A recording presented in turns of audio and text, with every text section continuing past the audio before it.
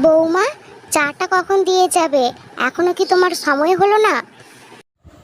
আসছি মা, একটু অপেক্ষা করুন, আর একটু বাকি আছে।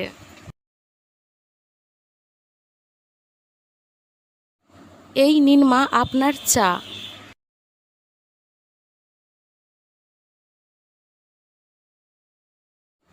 বাবা পলাশ, আর কতদিন এরকম ঘুরে বেড়াবে? এবার একটা বিয়ে করে নাও। তবে তোমার দাদার মতো ভুল তুমি করো না। যাত্রার ঘরের মেয়েকে যেন এই ঘরে বউ না করে নিয়ে আসো। দেখে শুনে একটা ভালো দেখে বৌমা নিয়ে আসবে।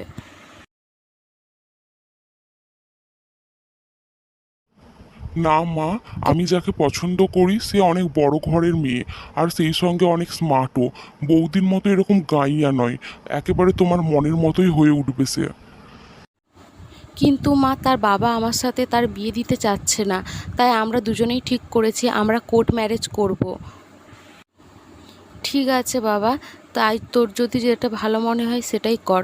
কিন্তু মেয়েটা যেন ভালো হয়, তোর বৌদির মতো যেন এরকম অশিক্ষিত না হয়, আর এত গরিব ঘরের যেন মেয়ে না হয়।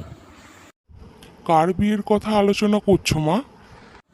তোমার ভাইয়ের বিয়ের আলোচনা করছি আমরা। তার বাবা অনেক বড় লোক।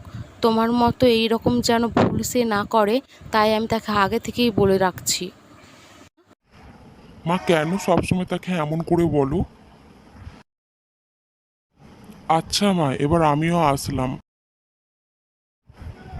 মা, আমি বিয়ে করে চলে এসেছি, তবে তোমার দায়িত্বে আমার বউকে কিন্তু রেখে যাব। আমার কালকেই বিদেশ যাওয়ার টিকিট হয়ে গিয়েছে। ঠিক আছে বাবা, তোর বউয়ের আমি এতটুকু কষ্ট হতে দেবনি। ও আমার কাছে আমার মেয়ের মতো হয়ে থাকবে। বড় বৌমা, কোথায় গেলে তুমি?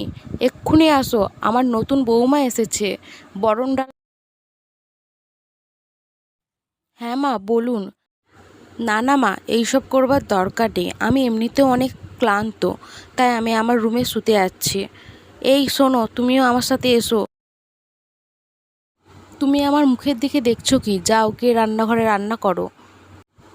তোমার পরিবার আমার একদমই পছন্দ হয়নি। তোমরা কি সবাই একসাথে থাকো? আমার এটা কিন্তু একদমই পছন্দ নয়। হ্যাঁ, আমরা একসাথেই সবাই থাকি। বাড়ির বড় বৌদি সব রান্না বান্না সব কাজ করে। আর আমার মা দাদাকে খুবই ভালোবাসে, শুধু বৌদিকেই পছন্দ করে না, গরিব বাড়ির মেয়ে বলে। তুমি ওরকম ভাবে সবার সামনে দিয়ে চলে আসলে কেন? শুনেছি তোমার দাদার মাইনেও নাকি কম, সংসারে কম টাকা দেয়। তাহলে তারা আমাদের সাথে একসাথে থাকবে কেন? আমি চাই আমরা আলাদা হয়ে যাই। মা বৌদিকে পছন্দ নাই করতে পারে, কিন্তু দাদাকে আলাদা কখনোই করবে না। তোমার কি আমার বুদ্ধির ওপর বিশ্বাস নেই? জানি না, যা ভালো বোঝো করো। সে তো আমি করি। বলছি বোন, মা তোমাকে খাওয়ার জন্য ডাকছে। তোমার মতো এমন মেয়ের সাথে আমি একসাথে থাকতে পারবো না। কি বলছো বোন? আমি তোমাকে বোনের মতো মনে করি। আহ, কি হলো ছোট বৌমা? চেল্লালে কেন? এ বাবা, তোমার পায়ে এতখানি কেটে গেল কি করে? তুমি কি কোথাও পড়ে গিয়েছিলে নাকি? মা দেখুন না, ছোট এমনি এমনি পড়ে গেল। না মা, বৌদি আমাকে লাথি মেরে ফেলে দিয়েছে। ছি বড় বৌমা, তোমার মনে এই ছিল? আমি ছোট ছেলের বৌমাকে একটু বেশি ভালোবাসি বলে তোমার মনে এত হিংসা? তুমি আজ থেকে আমার বড় ছেলেকে নিয়ে আমাদের বাড়ির পাশে যে একটা ছোট কুঁড়ে ঘর আছে ওখানে থাকবে। আমি তোমার মুখও দেখতে চাই না। মা, আমি একটু শপিংয়ে যাচ্ছি। আপনি বাড়ির কাজগুলো করে রাখবেন, আর পারলে রান্নাও বসিয়ে দেবেন। আমার আসতে একটু দেরি হবে।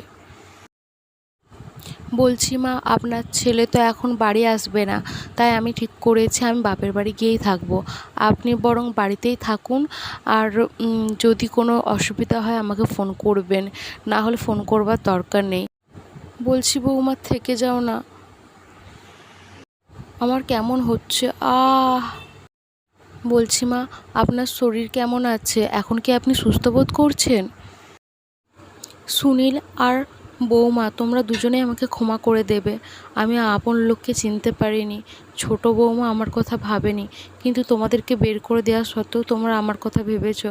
আমি ভুল করেছি। তুমি গরিব বলে তোমার সাথে আমি অন্যায় করেছি। পারলে আমাকে ক্ষমা করে দাও। ডাক্তারবাবু আমাকে সবই বলেছে, তোমরা না থাকলে আমি হয়তো মরেই যেতাম। তোমরা আমাকে ক্ষমা করে দাও আর আমার সাথে বাড়ি ফিরে। এসব কি বলছেন আপনি মা? আমি তোমার উপর কোনো রকম রাগ করিনি। সেদিন যা হয়েছিল সেটাতে আপনার কোনো দোষ নেই। ছোটই সেদিন আপনাকে ভুল বুঝিয়েছিল। বিশ্বাস করুন মা, আমি সেদিন কিচ্ছু করিনি। আমি এখনও সবই বুঝতে পেরেছি মা।